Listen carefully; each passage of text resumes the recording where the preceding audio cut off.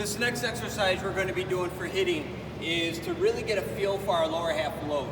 This is a drill that we are going to do a lot of reps with, either with the band or without, where if you do it correctly, the next day you should really feel it in your hips. You should feel some tightness, some soreness, some fatigue, and that correlates to doing the drill properly. So the way this exercise is going to work, I'm using a simple J-band that we encourage everyone to have. Hooking it up, I got my 10x10 square here. I'm just going to hold it right off of my back pocket. And the way this exercise is going to work, I'm going to go post stride with my motion, and all I'm going to do, I'm going to keep my front shoulder planted in this position, okay? And I'm just going to rotate and pull with my front hip. So you can see, I'll give a couple of different views.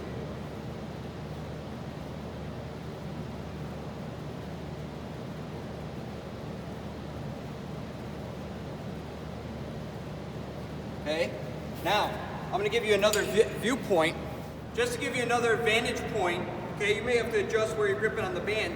I'm in this position, I'm not moving my chest, it's simply a lower half exercise. Boom, boom. And I should feel it all in my core, my hips, my outside hips, across my core. As you also notice, my stride, my inside foot, I'm not spinning and going this way. Okay, I'm not kicking my heel out towards the catcher. I'm getting right on, I'm shifting my weight to the inside part of my big toe here. And you can see, boom, boom, right here. Okay, that's very important. It's not wrong to squish the bug and hit, but when we want to talk about weight transfer, really driving the ball, we need to get our body going here, this motion up onto that big toe, not corkscrewing ourselves into the ground. That is another offensive drill for you guys.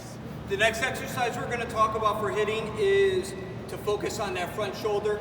We're going to use a PVC pipe, you can use a broomstick, and we're going to use a bat as well so we can kind of focus on our backside throughout the drill.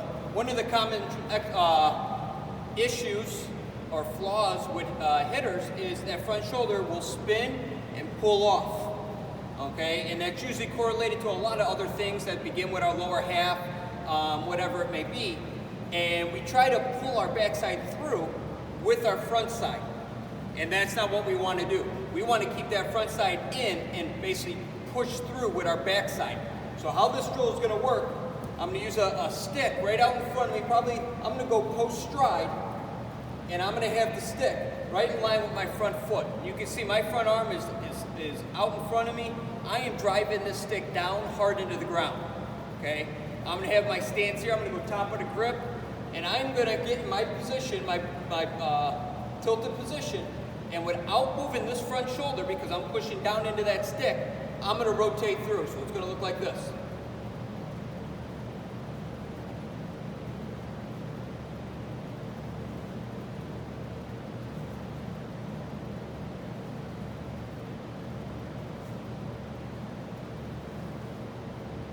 Okay.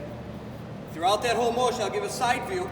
I'm still working this. The main concept of the drill is our front shoulder, but I'm still going to work on pulling through with my shoulders or my core with my back hand. You get right to the pipe, you can stop. You can see my front shoulder is in. It's not up and out, okay? Great exercise to work on that front shoulder staying in. Ultimately, when I go to swing, obviously, this forces me to keep that front shoulder in because we don't want it to go out like we were talking about earlier. We want it to go up here and then through on our swing. Another great offensive drill for the day.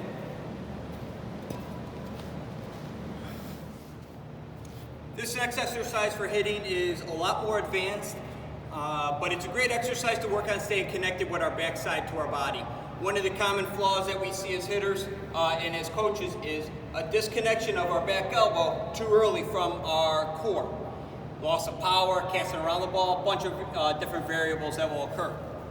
The way this exercise is going to work though is I'm going to use a connection ball, basketball, soccer ball, volleyball, whatever you want, something to put between your shoulder and your hand. And I'm going to give you a front view. So what I'm going to be doing, I'm going to throw this tennis ball off the wall. My goal and objective is to catch the tennis ball while staying connected with this ball in between my shoulder and my hand. That's going to stay close to my core and force me to then turn with my shoulders and my core or my trunk and not just move my hands, okay? So, when I go to throw this ball, I want to be throwing it somewhat lower in the strike zone. I don't want to be throwing the ball off the wall and then catching it way up here. That defeats the purpose. I ideally want to be catching the ball like this. You can see my shoulders are tilted. That's how I rotate through the zone. Okay, so it's going to look like this. Boom. Okay, you can see I'm holding this position. I'm connected. I'm tilted. Okay, my hips, I'm strong with my legs. I'm catching the ball right here on my back hip. Okay, go it again. Okay, drop that one. Like I said, much more advanced, but great drill. Again, just something to really challenge yourself. Again, if I'm going from this view, I'm throwing the ball right out in front of me off a wall. I'm catching it right here. You can see my arms making an L. I'm tilted right here on my core, my trunk. My shoulders are tilted. Great exercise, a lot more advanced, but something to really push yourself and challenge your abilities.